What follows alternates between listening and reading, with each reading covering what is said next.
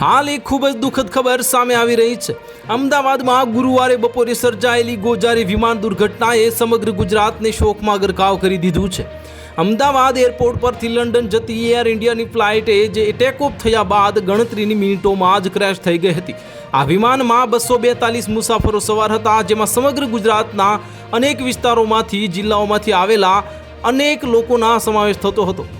ખાસ કરીને ચરોતર પ્રદેશના આણંદ અને ખેડા જિલ્લામાંથી મોટી સંખ્યામાં લોકો અને દુર્ઘટનાનો ભોગ બન્યા હોવાનું સામે આવ્યું છે, જેમાં સોજિત્રા, તારાપુર અને બોરસદના મૃતકોના કિસ્સા જે લોકોની આંખોમાં પાણી લાવી દે તેવા છે।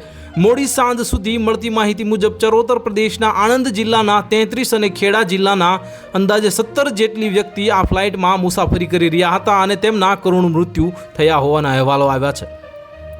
તમામ મૃતકોના પરિવારજનો અમદાવાદ સિવિલ હોસ્પિટલ ખાતે પહોંચ્યા હતા અને જ્યાં સરકાર દ્વારા DNA ટેસ્ટ સહિતની કાર્યવાહી શરૂ કરીને પોતાના સ્વજનોને શોધવાનો અને ઓળખવાનો પ્રયાસ કરવામાં આવ્યો હતો। આણંદ જિલ્લા ભાજપે 33 લોકોની યાદી જાહેર કરી છે જે આ પ્લેનમાં સવાર હતા। જો કે ખેડા જિલ્લા પ્રશાસન મોડી સાંજ સુધી ઘટનામાં જિલ્લાના કેટલાક લોકો સામેલ હતા તે અંગે પુષ્ટિ કરી શક્યું નથી। અધૂરી રહી ગયેલા સપના અને લોકોના આ દુર્ઘટનામાં અનેક હૃદયદ્રાવક કહાનીઓ સામે આવી છે।